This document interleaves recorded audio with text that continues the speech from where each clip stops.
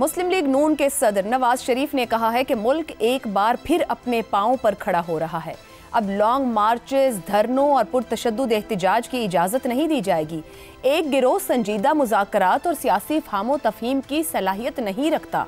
उन्होंने कहा कि 2013 से शुरू होने वाला तरक्की का सफ़र जारी रहता तो आज IMF की ज़रूरत होती न बैरूनी मदद की।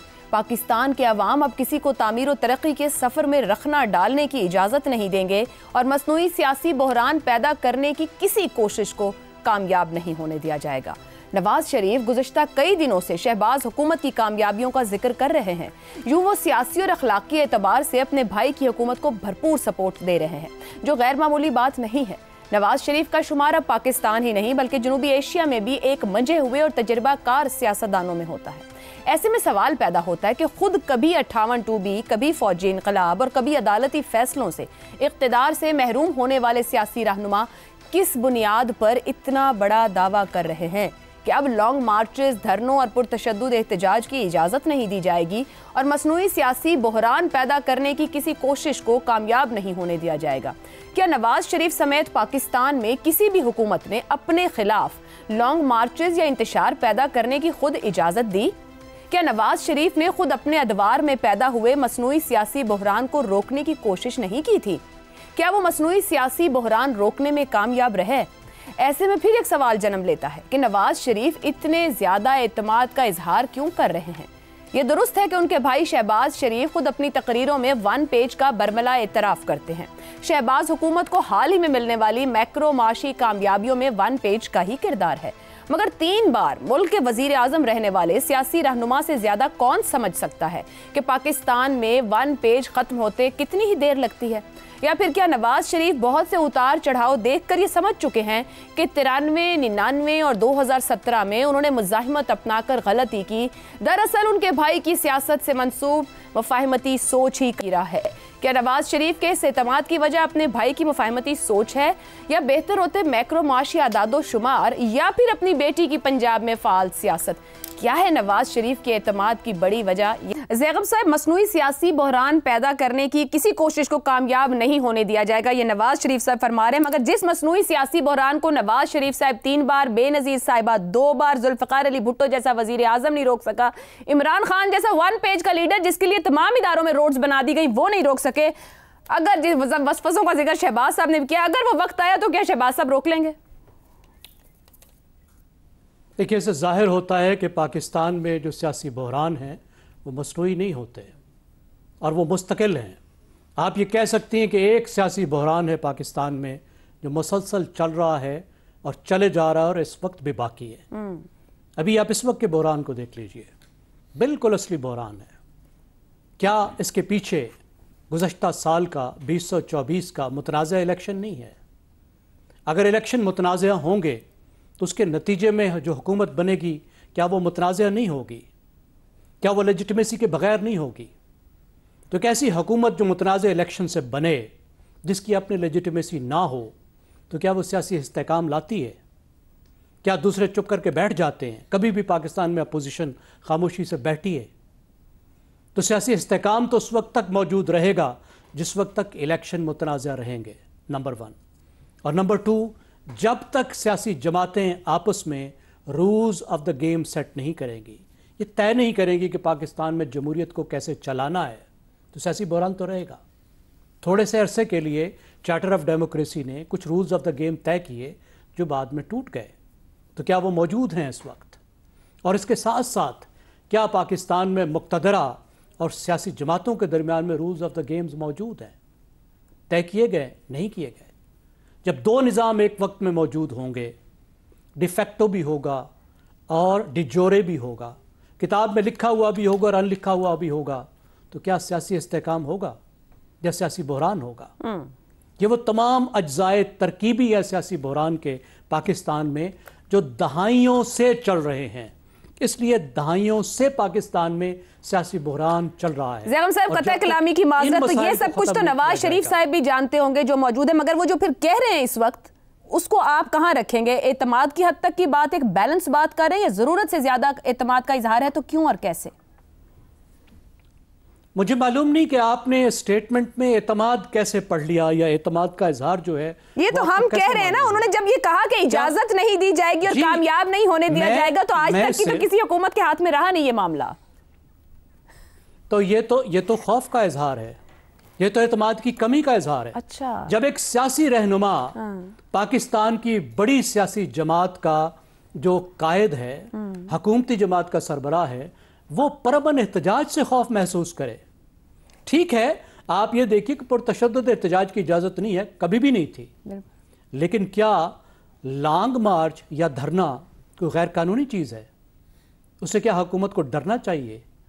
ایک صحیح حکومت جو عوام کے ووٹوں سے بنی ہو، اس کو دھرنے کیا فرق ڈال سکتے ہیں؟ لانگ مارچ کیا فرق ڈال سکتے ہیں؟ درست. پرتشدد ہوں گے تو آپ قانون سے مطابق نمٹیں. اس سے تو ان کا خوف ظاہر ہو رہا ہے کہ وہ اپوزیشن کے جمہوری جو حق ہے، جو آئین کے اندر لکھا گیا ہے، جس کا تعلق ان کی فریڈم آف ایکسپریشن سے ہے، فریڈم آف اسمبلی سے ہے. معذرت کے ساتھ زیغم صاحب، آپ نے ایک بڑا ڈیفرنٹ نقطہ نکالا ہے کہ خوف کا شکار ہے. ایک اپوزیشن کا ممکنہ الائنس کی بات ہو رہی ہے، ملاقاتیں ہو رہی ہیں، جس کے بعد عید کے بعد اکٹھ کی بات ہو رہی ہے. کیا پھر گفتگو یا یہ بات کہنے کا مقصد مولانا اور دیگر جماعتوں تک بھی وہ پیغام پہنچا رہے ہیں یا بات کہہ رہے ہیں کہ نہیں اب یہ نہیں ہوگا یا رکیں اس سے؟ دیکھیے، وہ جو کہہ رہے ہیں کس حیثیت سے کہہ رہے ہیں، اب یہ سوچنا پڑے گا. میں جب ان کی کسی بیان کو سنتا ہوں تو مجھے سوچنا پڑتا ہے کہ مسلم لیگ نواز کے رہبر کے طور پر کہہ رہے ہیں، مریم نواز کے ابو کے طور پر کہہ رہے ہیں، یا ہائیبرڈ سسٹم کے سپوکس پرسن کے طور پر کہہ رہے ہیں. اب اس بیان کو دیکھیے، مجھے یہ لگتا ہے کہ گزشتہ کئی سال سے ان کی سیاست کا جو بنیادی محور ہے وہ وراثت کی منتقلی ہے بیٹی کی طرف، اور وہ نہیں چاہتے کہ اس میں کوئی بھی خطرہ، خوف، کوئی مسئلہ درمیان میں آئے.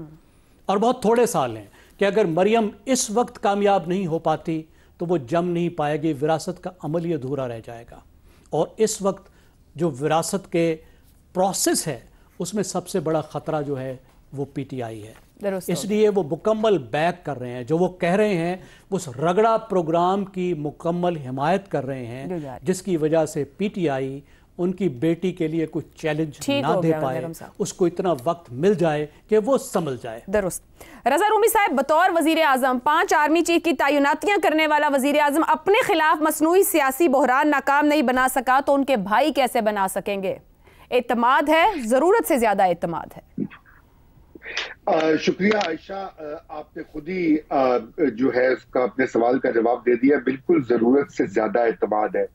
دیکھیے، دو طریقے سے اس بیان کو دیکھنے کی ضرورت ہے. ایک تو جو لانگ رینج جسے کہا جاتا ہے، ایک عمومی طور پر تاریخی تناظر میں اگر اس بیان کو دیکھیں تو جو بھی زیغم صاحب کہہ رہے تھے وہ بالکل درست کہہ رہے تھے کہ اگر ایک حکومت کی لیجیٹمیسی کے اوپر سوالات ہوں، یعنی کہ جس الیکشن کے تھرو وہ گورنمنٹ بنی ہے، تو پھر ایک مستقل مسئلہ تو درپیش رہے گا.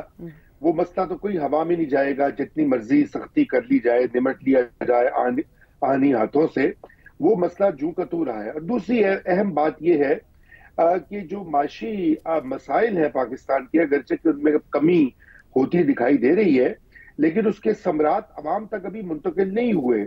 جو اعلیٰ سطح کی مہنگائی رہی ہے، جس سے کہ لوگ سخت پریشان اور تنگ رہے ہیں ماضی قریب میں، وہ اس کی شرح میں تو کمی ہوئی ہے، لیکن اشیاء خورد و نوش اور عام زندگی ایک شخص کی وہ تو کافی مہنگی ہے ابھی بھی، اور کافی تکلیف دہ بھی ہے. تو اس لیے عوامل تو موجود ہیں جہاں پہ اضطراب اور بے چینی جو ہے وہ موجود ہے. جس طرح ابھی کہا گیا کہ ایک بڑی پارٹی کے اوپر سختیاں، پابندیاں، اس کے لیڈر کو جیل میں رکھنا، یہ چیز سسٹینیبل نہیں ہوتی، دیر پا نہیں ہوتی. تو پہلی تو یہ ایک تناظر ہے. اس لیے یہ مسئلہ تو رہے گا، چاہے زیر زمین اضطراب رہے، چاہے ہلکا پھلکا رہے، وہ مکمل طور پہ جائے گا نہیں. اب آ جاتے ہیں کہ ابھی جن عوامل کی بنیاد کے اوپر غالباً یہ باتیں میاں صاحب نے کہی ہیں اپنے کسی معتمد سے بات کرتے ہوئے، وہ اب اس کو ذرا دیکھ لیتے ہیں. اس میں یہ کہ فی الحال جو خطرات پچھلے سال ڈیڑھ میں دکھائی دیے اس گورنمنٹ کو اور مقتدرہ کو، وہ اب اس طرح کے جو ہیں تھریٹس وہ موجود نہیں ہیں. اس میں سب سے پہلی تو ایک چیز تھی کہ عدلیہ کی طرف سے جو ایک تاثر دیا جاتا ہے کہ عدلیہ کے کچھ حصے جو ہیں وہ شاید ملک میں اپوزیشن جو ہے ان کی سہولت کاری کا باعث بن رہے ہیں. بہت سے عدالتی فیصلے، بلکہ اگر آپ کو یاد ہو تو مئی 2002 میں 2022 میں جب یہ وہ دھرنا ڈی چوک میں ہوا، منع کیا گیا، سپریم کورٹ نے کہا کہ آپ وہاں پہ نہیں کر سکتے احتجاج، لیکن اس کے باوجود گئے خان صاحب، اور پھر سپریم کورٹ نے یہ لینینٹ ویو لیا. انہوں نے کہا کہ ہو شاید سکتا ہے پیغام ہی نہ پہنچا.